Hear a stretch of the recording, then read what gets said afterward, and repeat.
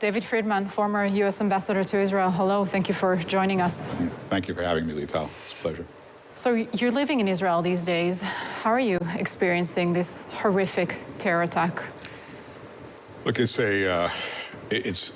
very difficult to watch. It would be difficult whether I was in Israel or I was in the States to watch the torture, the barbarity, the pain inflicted upon over 1,000 people, their families, hostages taken, people missing, soldiers murdered in their beds, women raped, babies decapitated, soldiers murdered in their sleep. I mean, this is not a battle. This is not a terrorist attack.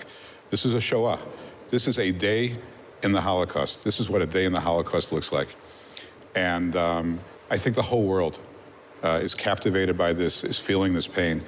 I think Israel should know that the whole world is in pain right now because of this incredibly barbaric and vicious attack. Mm-hmm.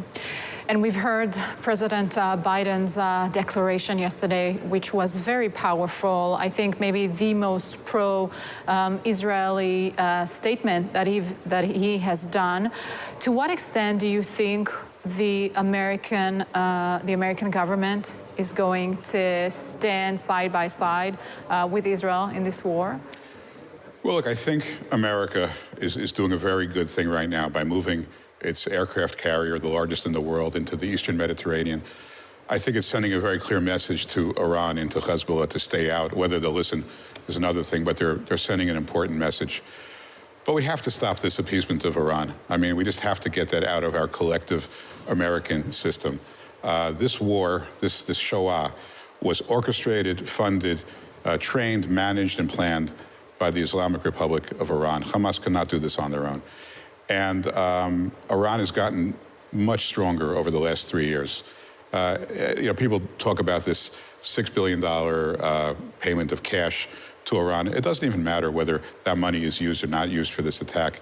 Iran is a different country than it was 3 years ago, selling much more oil, getting much wealthier, and they have a lot of money to spend, not just on nuclear enrichment and not just on ballistic missiles, but on empowering Hezbollah and Hamas and other terrorist groups around the world. And we have to, at some point, cut off the head of the snake. Iran is the head of the snake.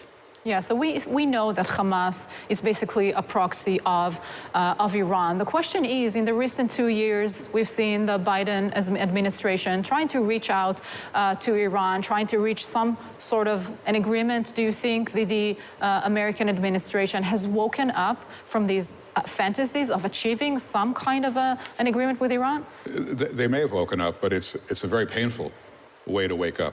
It's a shame we had to get to the point where we're looking at the greatest slaughter of Jews in 75 years for people to wake up. One day it's not the right time now. One day people will do a post-mortem on what happened and we'll figure that out. But this was a mistake to appease Iran. And look, we're gonna, this is a never again moment. People use the phrase never again. They've been using it since the end of the Holocaust. And we're going to find out now, not just from within Israel, but from America and from Israel's other friends, whether never again is an empty phrase or whether it really has teeth. Because right now is the time for Israel to destroy Hamas the way that America and its allies destroyed the Nazis. And the question is, not is the world with Israel today, because how could you not be with a country that suffered this kind of barbaric harm? The question is going to be when Israel goes and prosecutes this war, and it's a war. And in every war, just like in World War II, every war has casualties, all right? And when there are casualties in this war, is the world going to hold Israel back and say, you've gone too far? Or are they going to recognize that this is an existential war for Israel to save itself and to save the Jewish people? And never again really means never again. And we're going to find that out over the next short period of time. Mm-hmm. And we have to also say this is all happening in a period where Israel is trying to reach out and to reach a peace agreement with Saudi Arabia, Israel, and the United States. And this was probably in the sphere of trying to dismantle this agreement. That's of course true. People are going to forget that. They're going to point to Gaza. People need to understand something else. And I've been making this point often on the American media.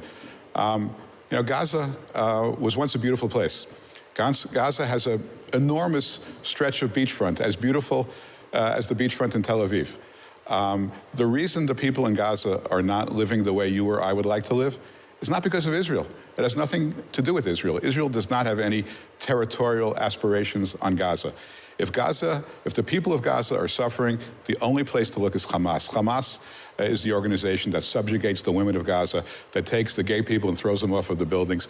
Hamas is the enemy, not Israel. And I think people need to understand that this war, if it leads, God willing, to the destruction of Hamas, it's also going to be a great benefit to the people of Gaza, who will finally be rid of this incredible tormenting force that they suffer with as well. Mm-hmm. And we've seen the different declarations of world leaders supporting Israel. But again, I have to ask you whether the world finally understood that this is not an attack against Jews or an attack against Israelis. This is an attack against the free world. And what we've experiencing here is no different than any other Islamic terror organization trying to kill innocent civilians worldwide. Look, I hope that's the case, and I don't know. We're going to see. Look at the numbers. You know, we're looking now at more than 1,000 people that have lost their lives. Hashem yakom damam. We have that. We have that here. America's 40 times bigger than Israel, right? That's the equivalent of 40,000 Americans dying in a terrorist attack. 9/11 was 10% of that. So, sure, people should understand what Israel's going through. There is an expression that is also the subject of a famous book, that the world loves dead Jews. You know, when Jews are dead, when Jews are suffering, the world is very happy. When Jews fight back, when Jews stand up and defend themselves, the world is less accepting. Because the world is anti-Semitic at the end? Because the world is fundamentally uncomfortable with Jewish power. And so Israel, my advice to Israel, and look, this was the administration that I grew up in when I was in office. Israel has to do what's right for Israel. Israel has to defend itself, for itself, by itself. Thank God. This came at a tremendously high price, but the country is united. I'm seeing unity among the Israeli people. I'm seeing acts of chesed, acts of kindness, acts of self-sacrifice, the like stuff I don't think we've seen since the beginning of the State of Israel. Israel will win this war because Israel is united, and Israel will do the right thing, and Israel has the power and the strength, and they can't let the world hold them back. They can't. They have to do what's right for themselves. Strong words, former U.S. Ambassador to Israel, David Friedman. Thank you so much. Thank you, Lital. God bless you. God bless the State of Israel and all of its soldiers.